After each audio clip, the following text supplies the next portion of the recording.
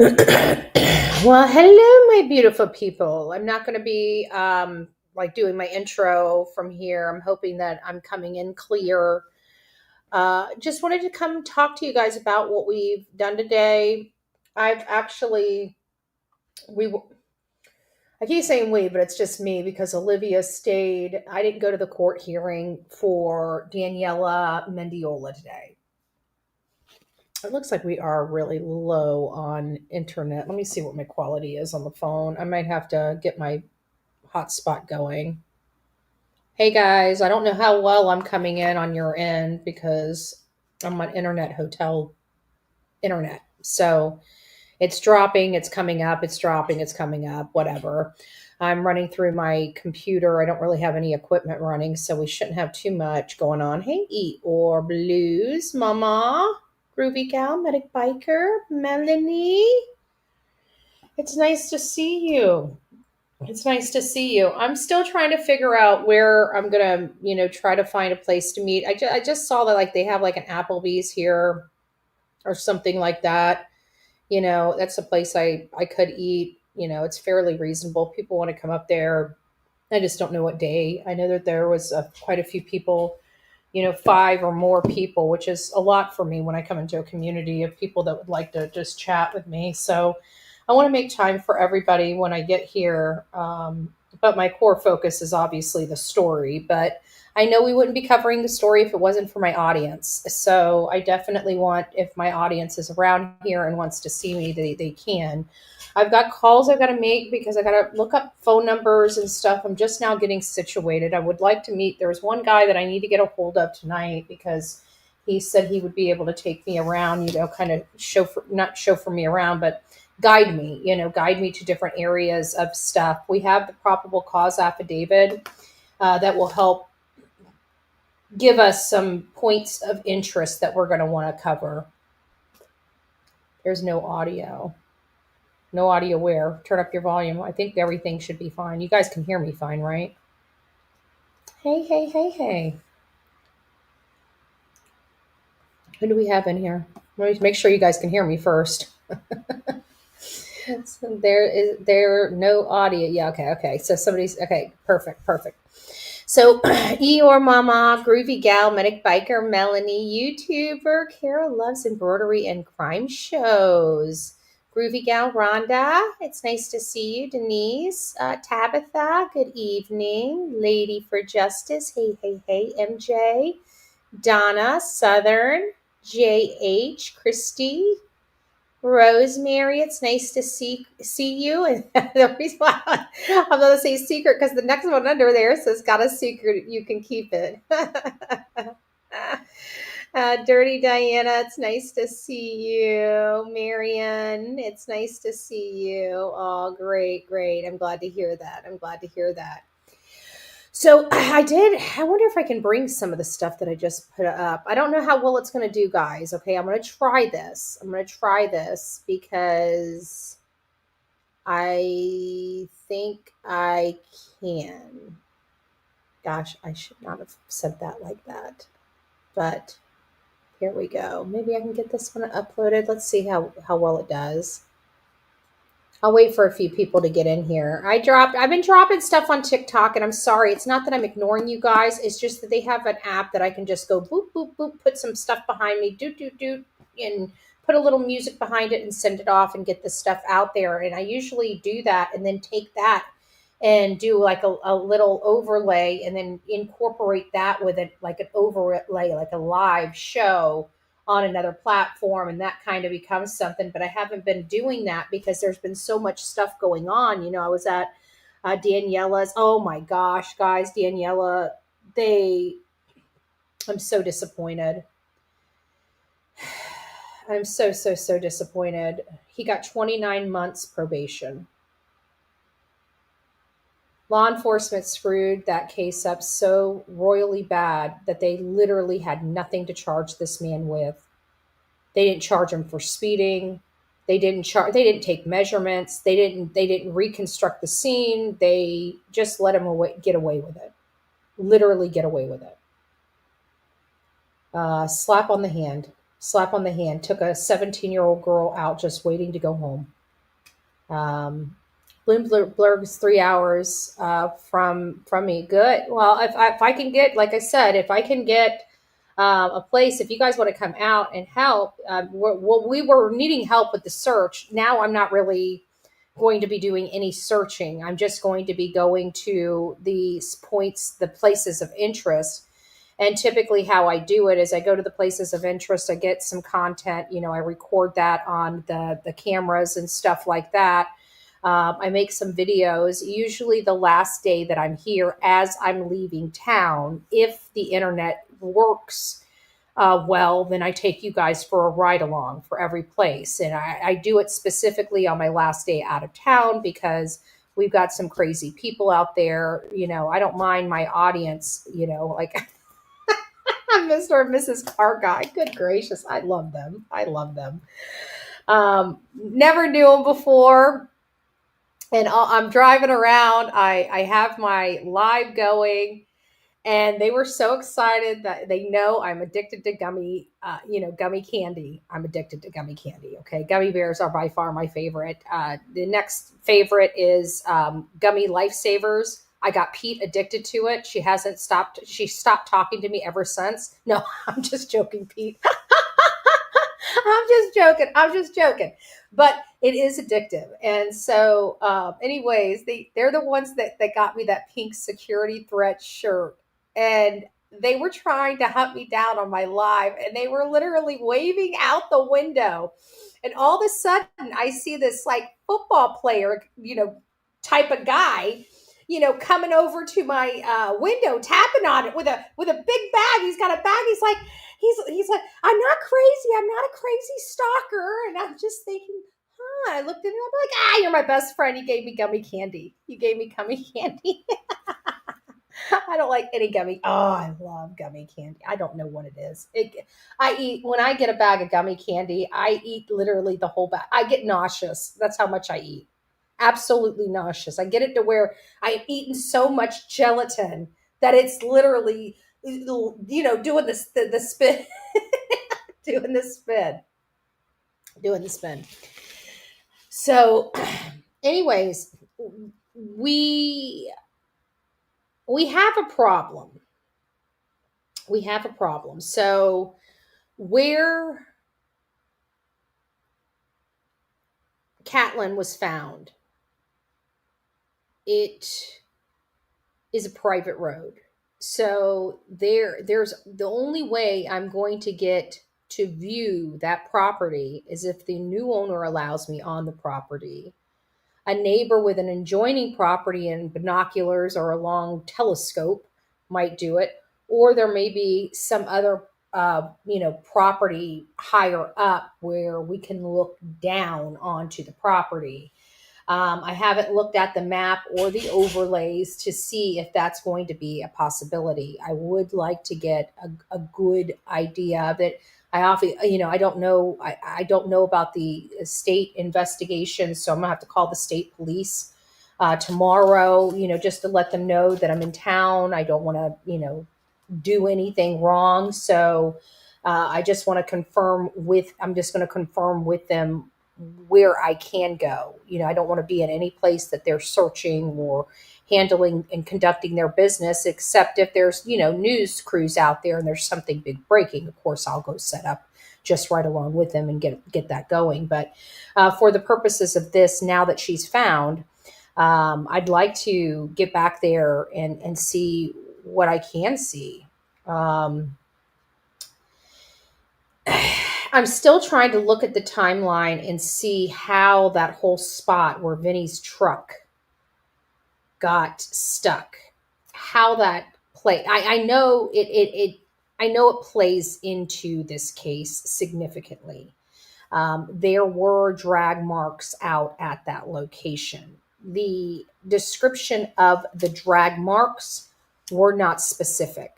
So I don't know what type of drag marks we're looking for. Are we looking for, say, like a box that was in his truck type of drag marks? Somebody had trying to drag something like that, or are we seeing like two drag marks implying that it might be the feet that are dragging, you know, but there were drag marks out at that location.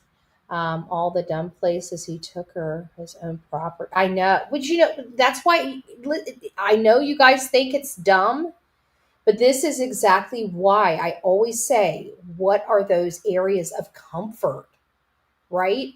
Because those areas of comfort, when you, based upon him, you have the addiction. You got both of them. Okay, so she was also um, getting medicine from a doctor for therapy for opioid abuse. Okay, and they were both having it, so, or taking it.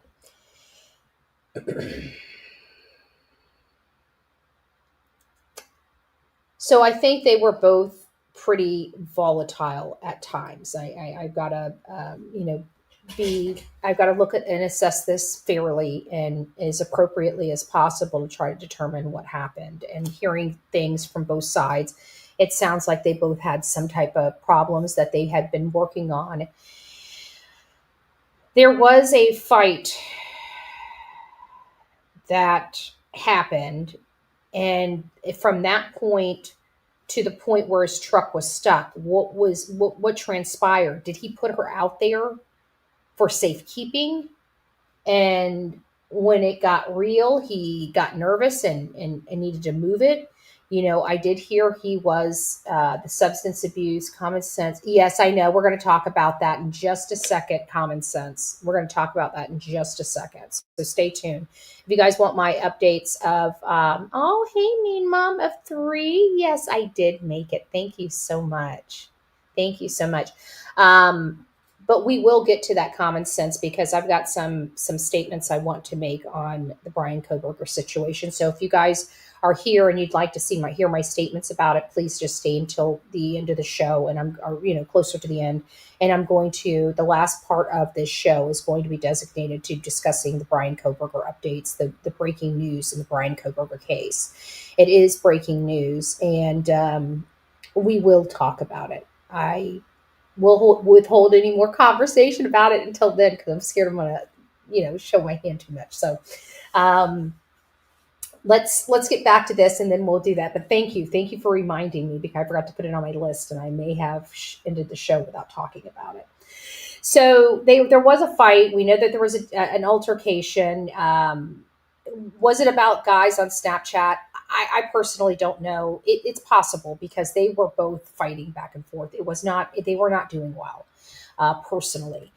So when did she go out there? Because they're talking about this box. I've been hearing some reports, and they're apparently, according to some of the probable cause information, it's making it unclear because this box was observed in the back of his truck. We know that she was in the box. Clearly he wasn't driving around with this box for 3 days with her inside of it, but it is possible that he was. So I really need to get a timeline listed and properties. So tonight, I'm going to be trying to list all the properties, and I've still got to get a hold of the kind people that reached out to me because I haven't had a chance to stop. I've just been running, and I need to get a hold of them because I'm only here for 2 days, and I don't want them feeling rushed or I'm just like, oh, good gracious, these people are going to probably be so mad at me, but I just didn't know when I was going to be here. I didn't know where I was going to be. Now that I'm stationary and, I can just breathe and think, I'm going to try to get the schedule, taken care of for me here. And then I've got another place that I need to be away from here. So, and to meet with, people that have been, very gracious, very gracious. I'll leave it at that for right now. So what we've learned is that this was assigned very quickly. The case for Katlyn. Let me just make this, Mr. and Mrs. E. It's nice to see you. Thank you for guys being here. If you guys haven't checked out Mr. and Mrs. E's Crimecast, I love them. Very analytical, very informative, just, not really all the BS, just very clear stuff, and I like it. So if you haven't subbed up to them, please go over there and send out your name's Burnt Betty. I'm not burnt yet. Maybe I am. I don't know. Yeah, I got a little bit. It's a little tan. I'm getting some sun. I'm getting some sun. I'm getting some sun. So what we learned, and this is what I want to say, we have a lot of cases that we go over where sometimes it's very obvious, like when law enforcement makes terrible mistakes, like in the Daniela Mandiola case, they just did a piss poor job at their job. Okay. And then you have other places that do amazing work. I've called out some places that just come to mind, and somebody we're going to be talking about here just in a short. Moscow, Idaho, amazing work. They were very in tune, keeping people engaged. So they kept the public engaged. It made it a lot more difficult to speculate too much. When people started speculating too much, they would show a little bit of their hand, such as clearing people publicly, which law enforcement typically doesn't do. But in this case, it warranted showing that part of their hand, and they did it. But they kept that case very close to the chest while keeping, their public information officer. He kept everybody updated. Sometimes it was just them giving us how many leads that they had cleared, how many people they have talked to, just nothing really of significance, but stuff that people could talk about. So they actually were guiding the conversations for the public. They were doing an amazing job. Okay. So you have a situation where I thought Moscow, Idaho was very brilliant. They were very, very brilliant. And you guys don't realize how brilliant their social media and public information strategy was handling the Idaho 4. It was brilliant. And that shows me that somebody thought this through. In this case here, we had a smaller law enforcement, and I believe it was the Hemlock Township was the police department that was originally assigned to this case. They realized they needed resources they didn't have. And they humbly, and this is what I just want to give them, I don't think people give things like this credit. What is one of the biggest problems we have in Sebastian Rogers' case? The arrogance from Sumner County, the not willing to want to work with anybody that can help them solve the case, which is really bizarre for me. It's like they feel so insulted that if anybody solves this case besides them, that type of thing. I don't like that. I think that's horrible policing. For me personally, I think that's horrible, horrible, horrible policing. If you know that you're not going to be able to get the job done, but this department could get this job done, you should always humbly, right? Humbly transfer it. No transparency either. Exactly, Mr. and Mrs. Z. Absolutely. But you would hope that they transfer, but so many times law enforcement does not. They keep it within their department and they just hold on to it, and it just goes for years and years and years. This department identified that they needed better resources. They didn't have the manpower or equipped to handle this type of case immediately. And what I mean by immediately wasn't like 2 seconds later, but very, very closely to the time that they realized that this was more than they could do. They brought the state police in immediately.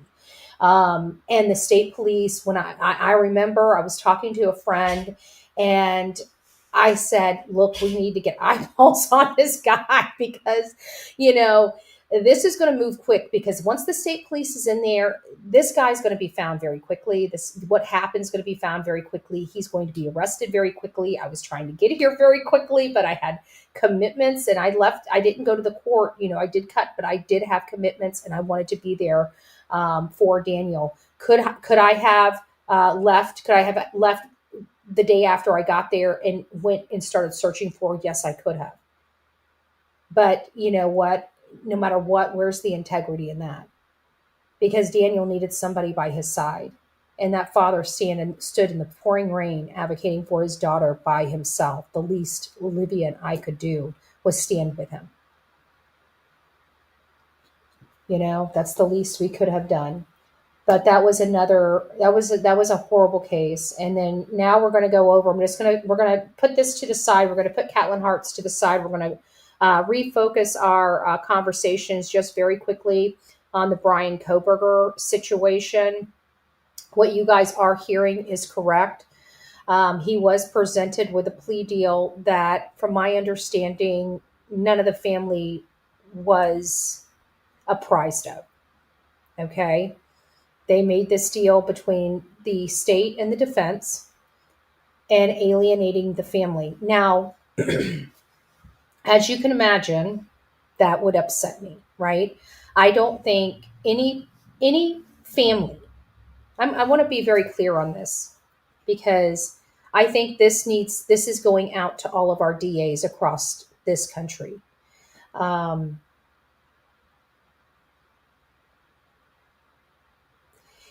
when you lose somebody, and I think that a lot of DAs, they have to prosecute these cases and they look at them like cases, right? Because if they looked at them, and they do personalize when they get to those cases, but think how hard these cases are. I mean, think about us, covering these cases. We get really emotionally involved in these cases, and you got to think the human side of prosecutors and state attorneys are similar. They do get personally involved, but at some point they learn to push that emotion down. They deal with this, it's very hard for them.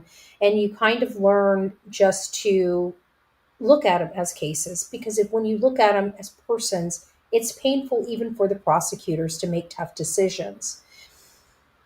With that being said, I still think no matter what, any decision that goes on in a case where a victim was met with great bodily injury and or death, I think the family and the victims should have the right to know what is going on in that case, especially when they're doing the plea deal.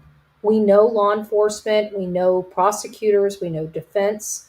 They're going to do whatever the hell they're going to do, whether the person agrees with it or not. And I understand that. But to fail to have the integrity or the backbone to inform the family before the news does, I think that is piss poor. I don't think any victim of crime should ever learn details about their family from the news. Even if it's 5 minutes before the news breaks, I think every prosecutor should have the courtesy of showing the family dignity, whether they agree with the choice or not, that this is what's going on. It's already a done deal. I just figured we'd let you know before the news did. Is it going to change the fact that they're going to be pissed? No, it's not. Is it going to change the fact that they're going to yell? No. And I'm sorry, you as a civil servant, i.e. a prosecutor, you should have the backbone to deal with a parent crying, because I know I've sat with a lot of them. I've sat with a lot of them. All right, you have a great day. A great night. So I really hope that, even if they're going to go through with it and there's nothing the family can say, I still think they owe the family the duty to tell them. It should not be the responsibility of the news. And how totally disrespectful. I'm just sorry, just totally disrespectful. They lost their child. I just think that on a respect level, a human level, getting back to humanity again, even with law enforcement at times. And I shouldn't say law enforcement, DAs, because these last cases, the Brian Kohberger case, as well as Daniela Mandiola, these are prosecutors. And I know for a fact that we had a discussion here, because you guys know I love my sheriff. I advocate for my sheriff. My sheriff doesn't go without in my county. I live in my county. I want to be as safe as I can be. And, I trust Rick. He's been a great, we give him money and sometimes he spends it, sometimes he doesn't, because he does what he needs to do.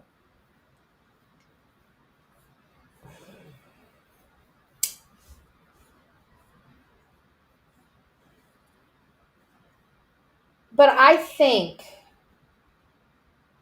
if I were to find out, and maybe he does it too. I've never discussed it with him. Most of the stuff that we discuss has to do with at risk youth, because yeah, I think that people have family problems, that they're not bad kids. They just need, anyways. But I don't know if he does that. But I know what I was getting at with the brick. But whenever I was talking to him, because we did that one case, I had reached out to him, or I can't remember. Did I speak to his office? Did I speak to his assistant? Or did I speak directly to him that time? But I remember that there was one guy down the road from me that unalived his mother in her trailer. Literally, like, you go down my road and it's across the street. My sheriff arrested that guy.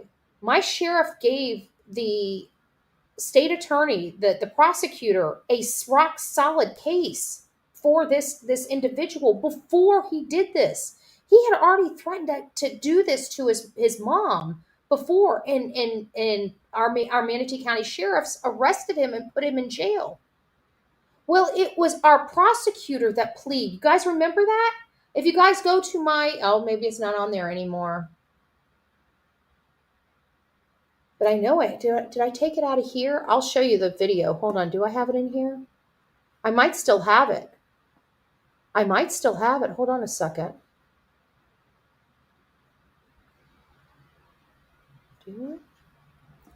I might have taken it out. It looks like I did delete it. Let me just make sure.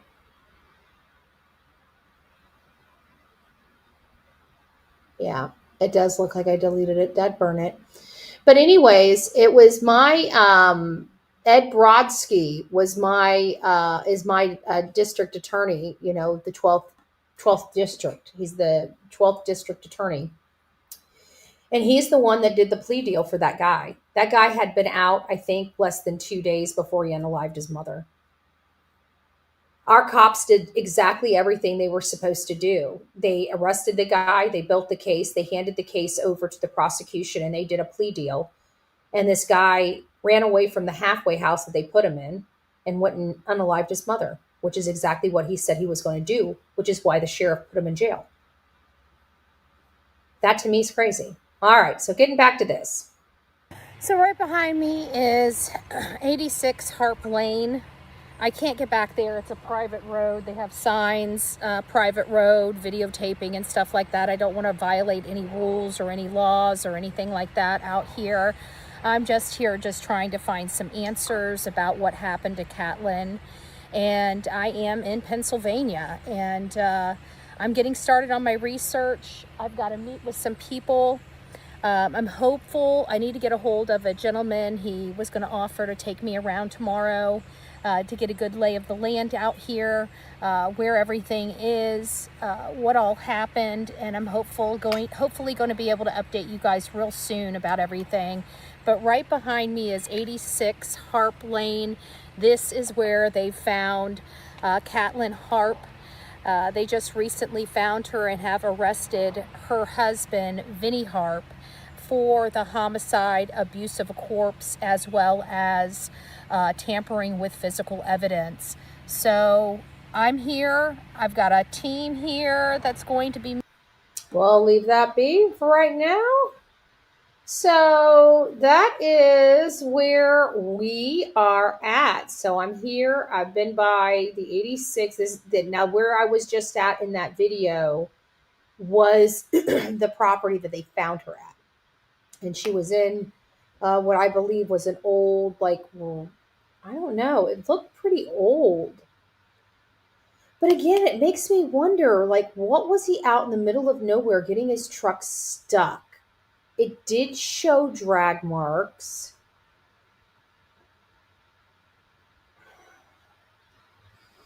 But everything I'm hearing through the grapevine, I don't know. I think there might be somebody else that helped him.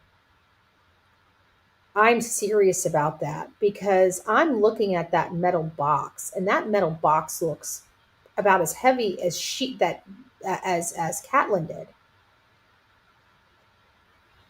Like it looks like it was like, I don't know if it was, if it's homemade or what, or if I was looking at the wrong photo altogether. I'm not sure.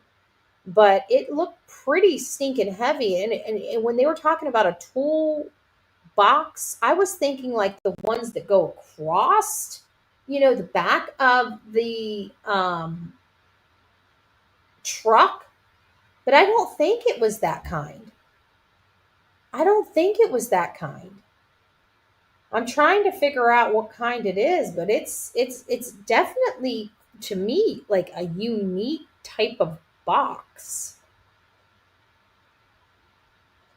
But I don't know. Maybe I was looking at the wrong one. I'll guess. I guess only time. Only time will tell. Only time will tell. So I did hear that the family is not happy about this. And you can imagine, because I identify with the Gonzalez very, very much, almost eyeball to eyeball, with their, what they feel should happen, where they want Brian to go. I'm an eye for an eye, a tooth for a tooth. I realize that's not the palate of my entire audience, but that's just me. And if you're not, I respect that for you. And I hope you can look past that for me if it's something that's offensive. But I do believe in DP. And I do believe that people that, I don't believe somebody like Brian Kohberger will ever be rehabilitated. And if we're going to say that jail is rehabilitation and we're putting somebody there that we know will never be rehabilitated, then what's the purpose of that? To me, that's inhumane. Okay. I don't think people that will never see the light of day again should be required to live in a cell. They're too violent for society. Okay. And I'm sorry, people don't like me comparing humans to animals, but I do it all the time and I'm going to do it again. When we have a rabid animal, we put it down. Okay. When we have um, a violent animal, we put those animals down. So why, when we have rabid and violent animals that look like us, with the eyeballs, walking on two legs, having hands and toes, why, when they do stuff, is it so hard for us to apply the same standard? Just saying. It's like I said, it's to each their own. I know it's not the palette of the entire channel, but it's my palette. Heather Lane, which is her sister, is the one that originally made this wellness check. Something wasn't right. She knew immediately something wasn't right. It is very important that everybody, if you have family, keep in, even if you don't like your family, keep in some type of contact with them. It could save your life. It could not, but it could help find you, right? And this is a situation where she has a lot of contact with her family. It sounds like she's very close with, at least at minimum, her brother and sister. And they knew immediately when she wasn't answering the phone, something didn't feel right, right? I mean, and not only that, but I hear that this is a twin sister. And I'm sorry, I don't care what anybody says. There is just something about twins that have a connection beyond any other sibling around. And it doesn't matter. I feel like the identical twins have the strongest sense of one. But I still feel that the the, not, what is it, fraternal, and I can't remember, there's identical and the other kind, the ones where it's not a seed that splits, it's actually two separate seeds. They just happen to grow together. Either way, they still have this extra bond with them because they have been literally together since conception. And I've always believed that. I dated a twin. His brother died. He was never the same. After his brother died, he went down a very, very, very lethal path that ended up taking his life as well. And it all started with his brother He was on tour. He was he was a rising star in Metal Magazine, one of the best bassists that were around at the time. And while they were on tour, their van crashed. Several band members got, injured severely, and one of their band members lost his life. And it was my ex's twin brother. I found out 3 or 4 years, I think it was about 3 years ago, that Ronnie ended up losing his life in his battle with, substances. So it's sad. It's sad. But at the end of the day, Heather knew something wasn't right, and she was the original person that called in the wellness check. She had talked to Vinny. Vinny had explained to her sister that they had gotten into an argument the night before, and her sister knew immediately something wasn't right, because even if they were getting in an argument, she still talks to the family, and she would definitely be talking to the family about the argument they got into. Yet she's disappeared. They did a phone pool, and found out that she was actually at her house at 20 Fairview Drive up until 9:25 p.m. on 6/19, and that's when it appears she was moving. The statements that Vinny had stated before, during, and after the disappearance were all inconsistent with information law enforcement um, knew to be true. He also omitted movement, where he'd been and why he was there.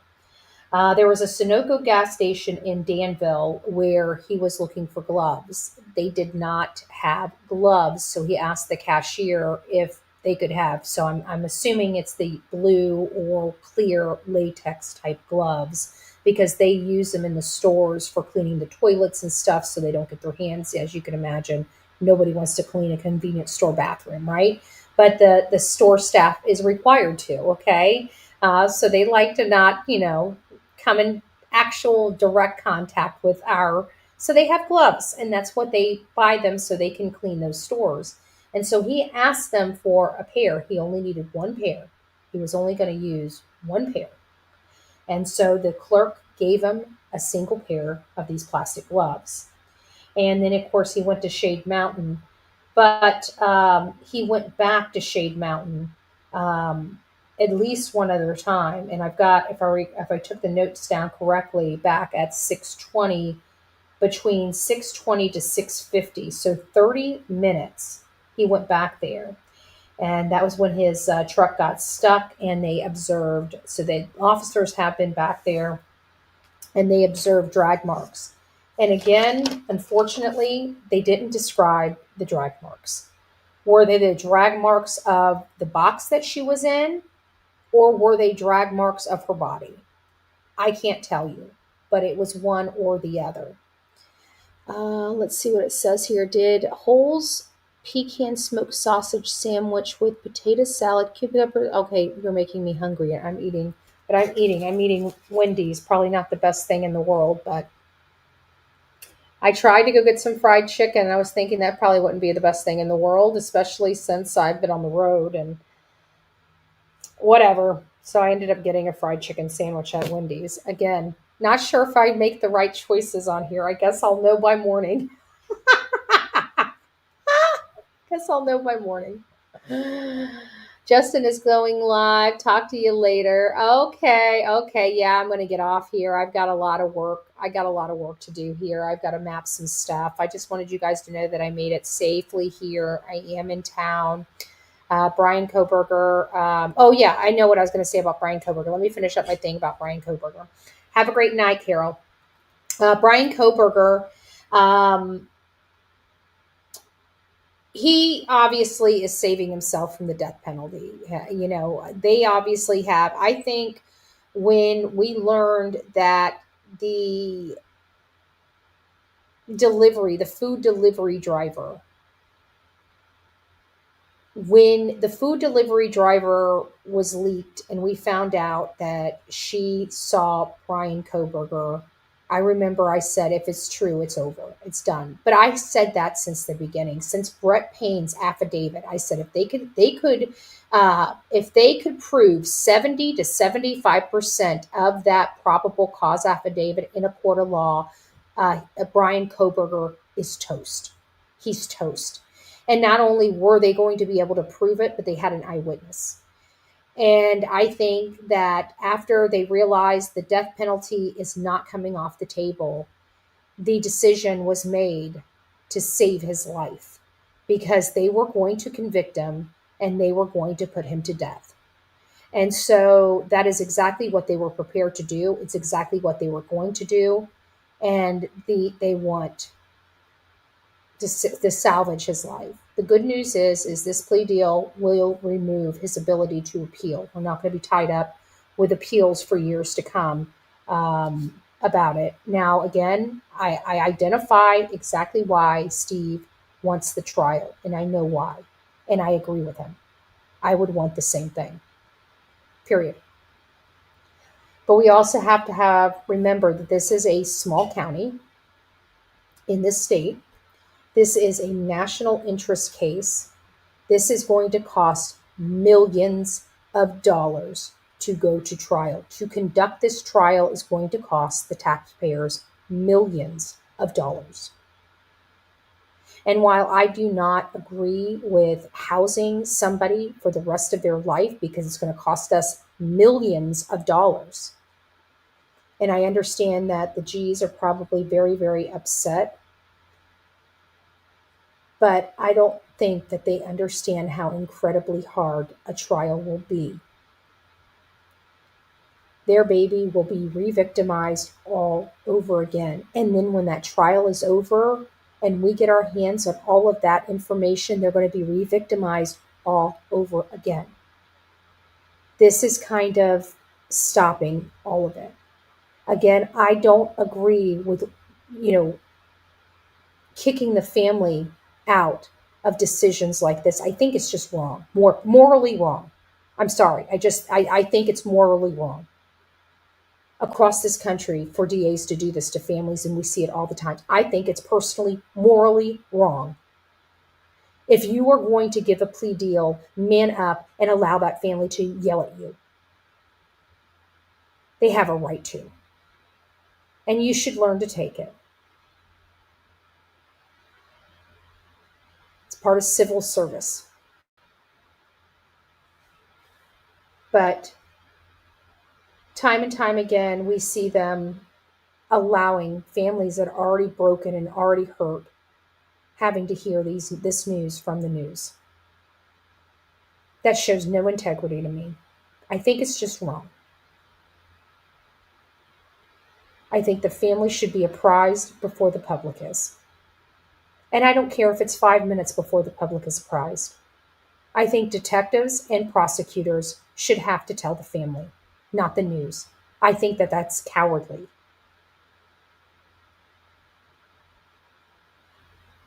This had to have been very painful for that family to hear the news. And it's awful. I know why they did it.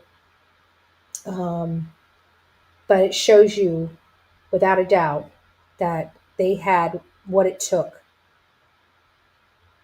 to bring the case home. So I stand and always will be standing with the victims of Brian Kohberger. And the victims are a lot more than just the 4 that died in that house.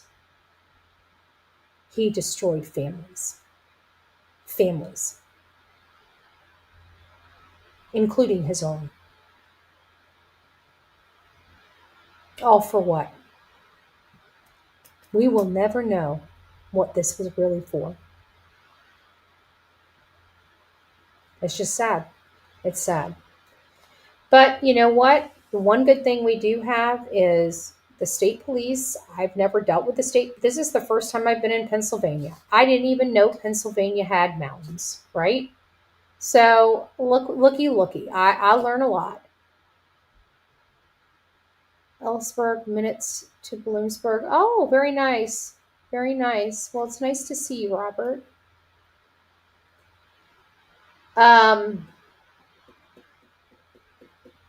I don't know what we're going to be doing tomorrow, but we'll do something. I'll be planning it tonight. I will go through it. We'll go by the places, and hopefully, if I can see that we have internet throughout the county where we need to go, I'll take you guys for a ride along. You guys know ride alongs are a little bit, they're kind of hit and miss, right? Because we're at the mercy of whatever, internet infrastructure they have in this town. So if we do go down while we're on the ride along, just remember, stick with me. It usually doesn't last that long. If it does, then I usually turn around and go back to where I have internet and then tell you guys that we're going down, and I'm just going to end the live, and then we'll catch back up at a later time. But this is definitely interesting. This is definitely interesting. I didn't know how I was going to like Pennsylvania, but I kind of like law enforcement style over here. They everything that we talk about that they should do.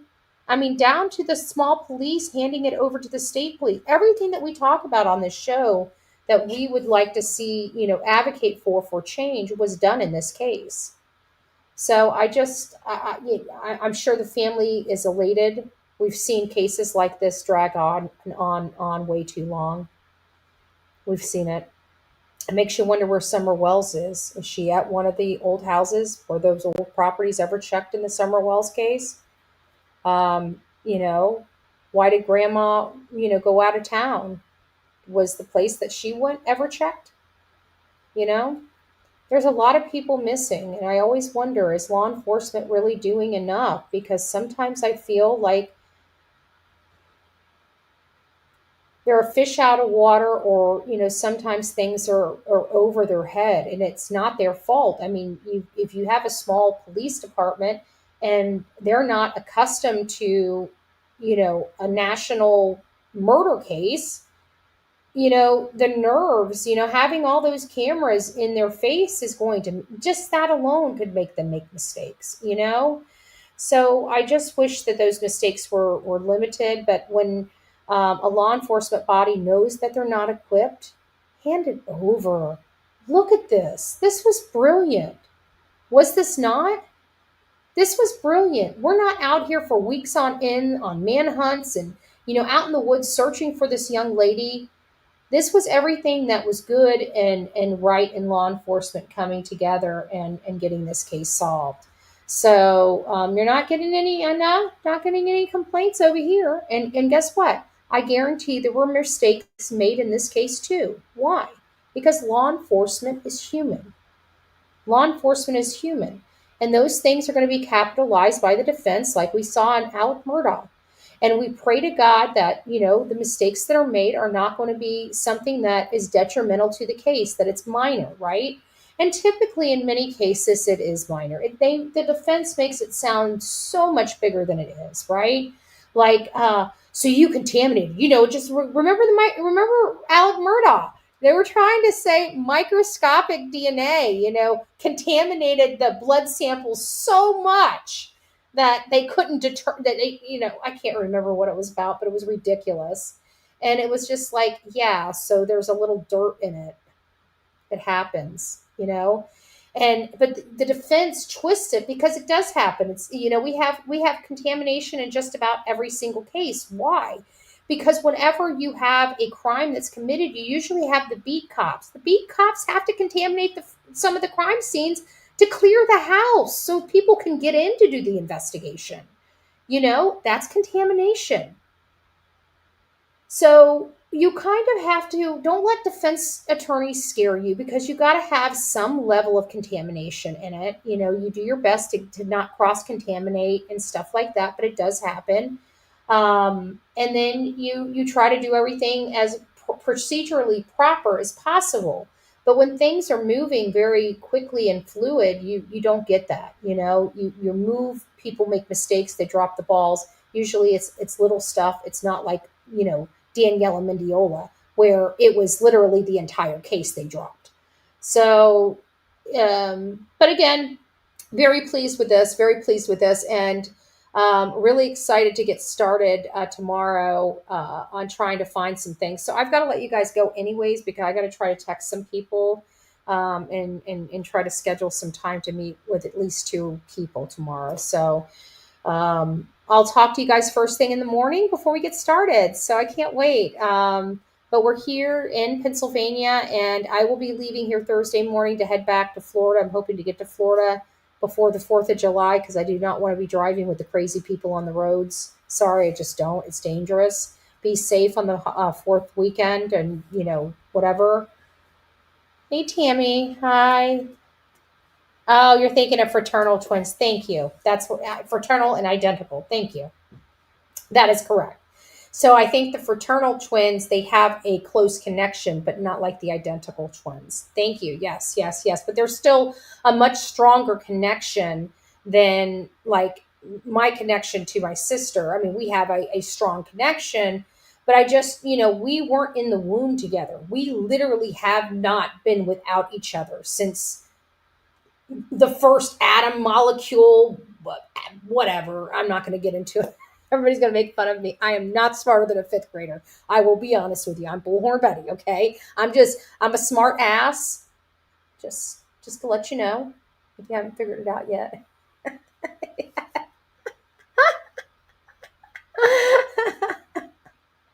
That's about as smart as I am. All right, guys. You guys have a great evening and we'll chat soon. God bless.